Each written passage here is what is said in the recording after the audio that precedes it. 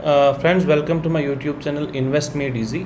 आज के हम इस वीडियो में एक फार्मा सेक्टर का मिड कैप स्टॉक जिसका नाम मार्क्संस फार्मा है, इसका डिटेल में रिव्यू करेंगे। हम आज के वीडियो में इस कंपनी के फंडामेंटल बिजनेस मॉडल, इसकी subsidiaries, segmental revenue mix, products, valuation, technical charts, share price movement, share holding pattern, सभी किस्म का रिव्यू करेंगे। और चलिए फ्रेंड्स, इस वीडियो को डिटेल में स्टार्ट करते हैं। दोस्तों, मार्क्संस फार्मा जो कि एक इंडियन मिड कैप स्टॉक है, ये एक ग्लोबल फार्मास्यूटिकल कंपनी है। इंडिया के साथ साथ कई विदेशी कंट्रीज़ में भी इसकी सब्सिडरीज़ हैं। ट्रेडिशनल OTC यानी ओवर द काउंटर ड्रग्स और प्रिस्क्रिप्शन ड्रग्स के साथ साथ इस कंपनी का R&D यानी रिसर्च एंड डेवलपमेंट और क्रैम्स में भी काफ़ी इन्वॉल्वमेंट है। क्रैम्स दोस्तों होता है contract research and manufacturing services, जिसके अंदर एक पर्टिकुलर कंपनी दूसरे फार्मास्यूटिकल कंपनीज़ को भी कॉन्ट्रैक्ट में सर्विसेज देती है। तो दोस्तों, इस कंपनी का जो फोकस एरिया है, जिस एरियाज़ में ये ज़्यादा ड्रग्स बनाती है, वो OTC है, जो मैंने पहले कहा, ओवर द काउंटर और प्रिस्क्रिप्शन ड्रग्स। और अगर फील्ड्स की बात की जाए तो oncology, gastroenterology, anti diabetic drugs, antibiotics, cardiovascular, pain management, gynaecology वाले एरियाज़ में इस कंपनी के ड्रग्स बनाने में काफ़ी महारत हासिल है। दोस्तों, डिटेल्ड रिव्यू में इसका फाइनेंशियल स्टडी करते हैं। आइए, अगर हम इस साल के इसका फाइनेंशियल स्टेटमेंट्स उठा के देख लें तो 2021-22 की जो फाइनेंशियल स्टेटमेंट्स हैं, उसमें मार्क्संस फार्मा का जो रेवेन्यू था, फर्स्ट वाला बुलेट जो है आप देख पा रहे होंगे, तो इसका रेवेन्यू लगभग 1300 करोड़ के आसपास का था। और पिछले साल के रेवेन्यूज़ में इसमें 21% का ईयर ऑन ईयर इम्प्रूवमेंट हुआ है। तो दोस्तों, 21% का review year on year improvement काफ़ी अच्छा इम्प्रूवमेंट है। दूसरा बुलेट जो है दोस्तों EBITDA का है, यानी अर्निंग बिफोर इंटरेस्ट जो है, अर्निंग बिफोर इंटरेस्ट और टैक्स डेप्रिसिएशन वाला जो इसका वो है EBITDA, उसमें 76% की ईयर ऑन ईयर इम्प्रूवमेंट हुई है। इसी के साथ जो पैट है, यानी प्रॉफिट आफ्टर टैक्स, पैट में 97% की बढ़ोतरी हुई है पिछले साल के मुकाबले में। और आज की डेट में कंपनी के पास लगभग 212 करोड़ का कैश इन हैंड है, यानी ये कंपनी ऑलमोस्ट एक डेट फ्री कंपनी आप इसको मान सकते हैं। ये तो दोस्तों एक साल का फाइनेंशियल था। अगर हम इसके 5 साल के फाइनेंशियल्स को एग्जामिन करें तो दोस्तों, पहला वाला जो टॉप लेफ्ट पे बुलेट है, ऑपरेटिंग रेवेन्यू, तो आप देख पा रहे होंगे कि पिछले 5 साल में 2017 से लेकर 2021 तक हर साल इसका ऑपरेटिंग रेवेन्यू जो है उसमें बढ़ोतरी हुई है। और पिछले 5 साल में लगभग 15.7% का CAGR इम्प्रूवमेंट हुआ है इसके ऑपरेटिंग रेवेन्यू में। और दूसरा जो बुलेट है ग्रॉस प्रॉफिट का, ग्रॉस प्रॉफिट में भी आप देख पा रहे होंगे कि 2017 से 2021 तक कंटिन्यूअस इम्प्रूवमेंट हुई है ग्रॉस प्रॉफिट में भी। और EBITDA में भी आप देख पा रहे होंगे कि 2017 से 2021 तक इसके EBITDA में भी पूरे 5 साल में इम्प्रूवमेंट हुई है। और पैट में भी 2017 से 2021 में कंटिन्यूअस इम्प्रूवमेंट हुई है। 5 साल के फाइनेंशियल्स के बाद अब दोस्तों, इसके 2 इम्पॉर्टेंट फाइनेंशियल रेशियोज जो होते हैं, यानी रिटर्न ऑन इक्विटी और रिटर्न ऑन कैपिटल एम्प्लॉयड, तो दोनों जो फाइनेंशियल रेशियोज़ हैं जो एक कंपनी की फाइनेंशियल हेल्थ को इंडिकेट करते हैं, आप देख पा रहे होंगे कि दोनों रेशियोज़ ROE और ROC में भी पिछले 5 साल में कंटिन्यूअस इम्प्रूवमेंट हुई है। मैं दोस्तों आगे चल के ROE और ROC जल्द ही इन दोनों रेशियोज़ पे एक डिटेल्ड वीडियो बना दूंगा, तो आप मेरे चैनल को ज़रूर सब्सक्राइब कीजिए ताकि आप लोगों को अंडरस्टैंड हो जाए कि ROE और ROC का कंपनी की वैल्यूएशंस और कंपनी की फाइनेंशियल हेल्थ के बारे में इसकी इम्पोर्टेंस क्या होती है इन 2 रेशियोज़ की। दोस्तों, अब सेगमेंटल मिक्स की बात करेंगे कि मार्क्संस फार्मा जो अपने प्रोडक्ट्स बनाता है, किस कैटेगरी के प्रोडक्ट से कितना रेवेन्यू आता है। तो आप डायरेक्टली लास्ट वाला बुलेट जो है मार्च 2021 का, इसमें देख पा रहे होंगे कि 43.9% जो इसके प्रोडक्ट्स बिकते हैं वो पेन मैनेजमेंट में बिकते हैं, और 9% जो है that are in cardiovascular system and cold and cough each. इसी के साथ 6% प्रोडक्ट जो है इसके CNS यानी सेंट्रल नर्वस सिस्टम के बिकते हैं। 10.9% जो है anti diabetic drugs, 7.3% gastrointestinal drugs और 13.9% बाकी कैटेगरीज की दवाइयाँ जो हैं इसकी मार्केट में बिकती हैं।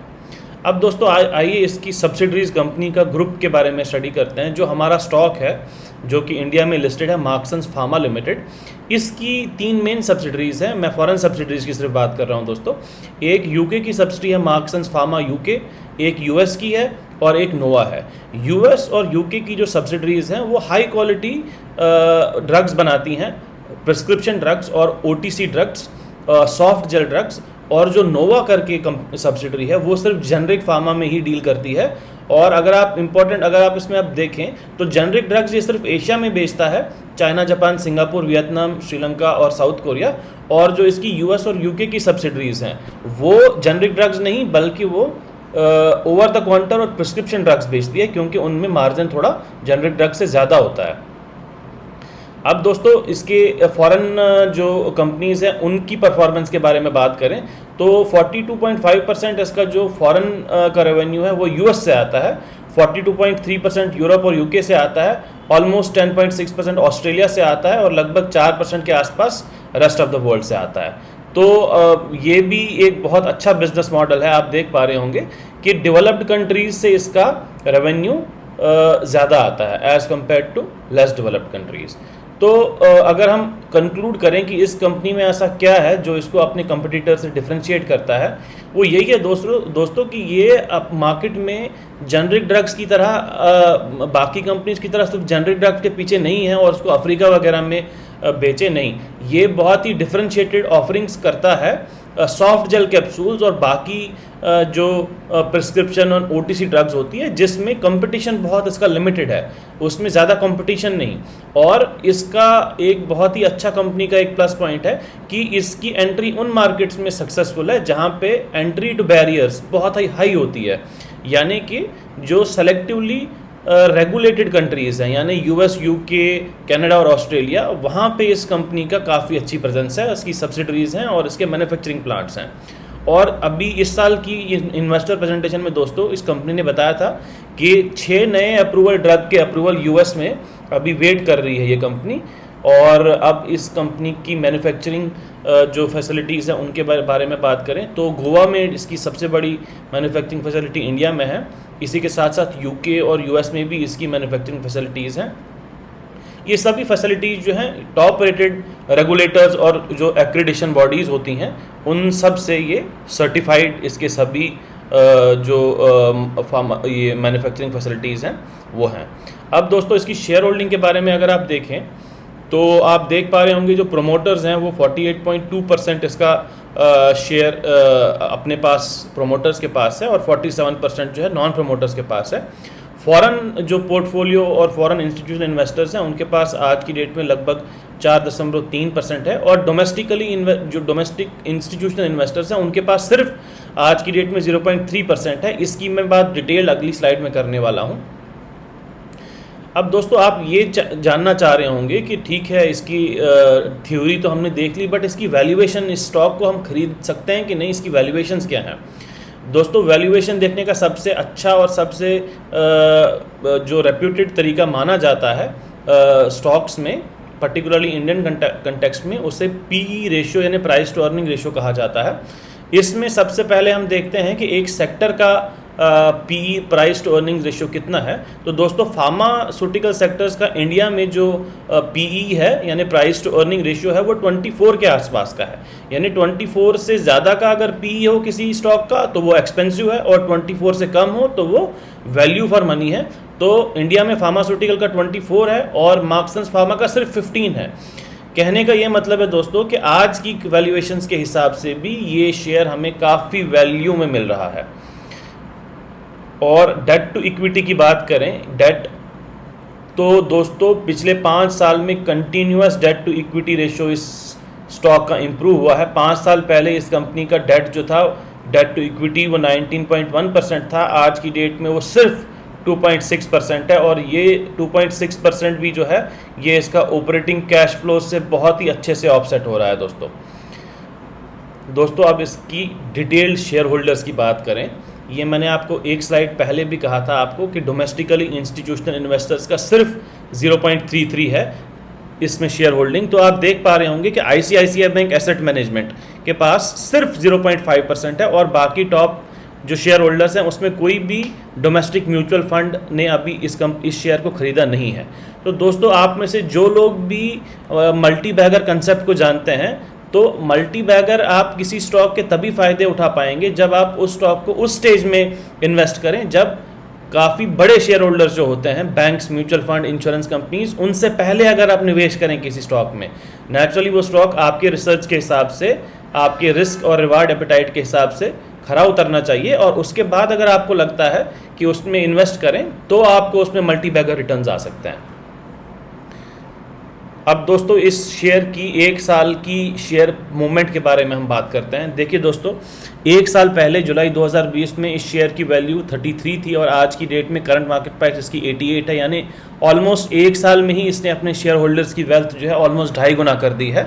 और आज की डेट में अगर आप इसके टेक्निकल चार्ट देखें तो मैं स्टॉक को लगभग 1.5 साल से ट्रैक कर रहा हूँ। अभी भी सभी टेक्निकल इंडिकेटर्स और सभी मूविंग एवरेजेस जो हैं इस स्टॉक को काफ़ी बुलिश दिखा रही हैं। और आपको वैल्यूएशंस भी मैंने बताई थी कि अभी भी इसका पी रेशियो सिर्फ 15 है, तो अभी भी ये काफ़ी वैल्यू फॉर मनी है। तो दोस्तों, ये इस स्टॉक का मैंने मनी कंट्रोल पे SWOT यानी स्वॉट एनालिसिस देखा था। इस स्टॉक की जो स्ट्रेंथ है, ये सब हमने डिटेल में बात की हुई है, सारा मैंने डिटेल में एक्सप्लेन कर दिया है इन स्टॉक्स में। और ये सिर्फ मैंने स्लाइड इसलिए रखी दोस्तों कि आप देख पा रहे होंगे कि इस पर्टिकुलर एनालिसिस के हिसाब से ये इस स्टॉक की एक भी वीकनेस नहीं दिखा रहा। तो दोस्तों, आप अगर आपको ये स्टॉक अच्छा लगे, आप भी इस पर रिसर्च कीजिए।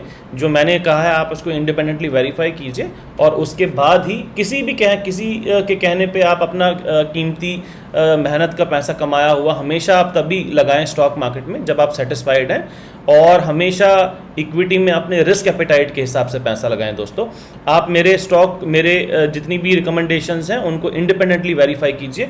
और मैं जो भी रिकमेंडेशन देता हूं ये मेरी एक रिसर्च है दोस्तों, इसको आप अच्छे से देख सकते हैं और उसके बाद आप इन्वेस्ट कर सकते हैं अपने फाइनेंशियल एडवाइज़र के कंसल्ट करने के साथ। दोस्तों, अगर आपको ये वीडियो अच्छा लगा तो आप मेरे चैनल को सब्सक्राइब करें और इस वीडियो को लाइक भी करें। इन हाई क्वालिटी रिसर्च के साथ साथ में दोस्तों अपने चैनल पे रोज़ शॉर्ट वीडियोस 1.5 से 2 मिनट की वीडियोस बनाता हूं, जिसमें मैं सिर्फ डिफरेंट ब्रोकरेज और जो रिसर्च हाउसेस हैं उनकी रिसर्च को, डेली रिकमेंडेशंस को कंपाइल करता हूं और आप 1.5 से 2 मिनट में सभी डेली स्टॉक अपडेट्स ले सकते हैं। तो दोस्तों, इस स्टॉक को देखने के लिए, इस स्लाइड को देखने के लिए आपका बहुत बहुत धन्यवाद। मैं जल्द ही एक और हाई क्वालिटी स्टॉक, एक और फार्मा स्टॉक है जो मेरे रेडार पे है, उसको मैं जल्दी रिव्यू करने वाला हूं दोस्तों। तो आप मेरे चैनल को ज़रूर सब्सक्राइब करें। Thank you.